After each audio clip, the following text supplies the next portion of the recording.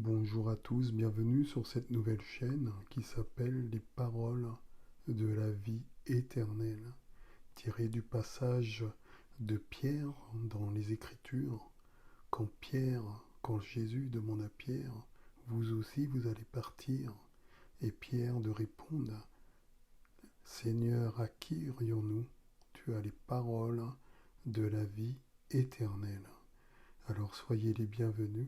N'hésitez pas à vous abonner pour que soit relayé au maximum la lecture, les évangiles de la parole de Dieu. Aujourd'hui où nous fêtons Marie-Reine, l'évangile du jour est selon saint Matthieu. En ce temps-là, Jésus disait, malheureux êtes-vous, scribes et pharisiens, hypocrites, parce que vous fermez à clé le royaume des cieux devant les hommes. Vous-même, en effet, n'y entrez pas, et vous ne laissez pas entrer ceux qui veulent entrer. Malheureux êtes-vous, scribes et pharisiens hypocrites, parce que vous parcourez la mer et la terre pour faire un seul converti, et quand c'est arrivé, vous faites de lui un homme voué à la géhenne 2 fois pire que vous. Malheureux êtes-vous, guides aveugles, vous qui dites, si l'on fait un serment par le sanctuaire, il est nul.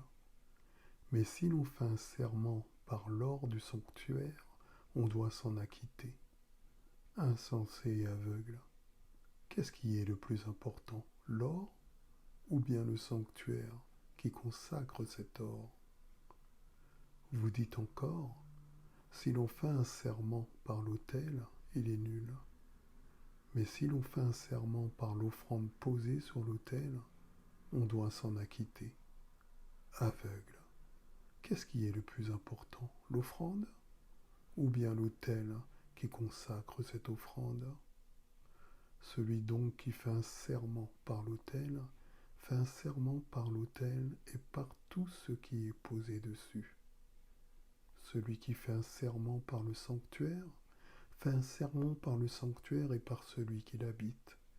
Et celui qui fait un serment par le ciel, fait un serment par le trône de Dieu et par celui qui siège sur ce trône. Acclamons la parole de Dieu.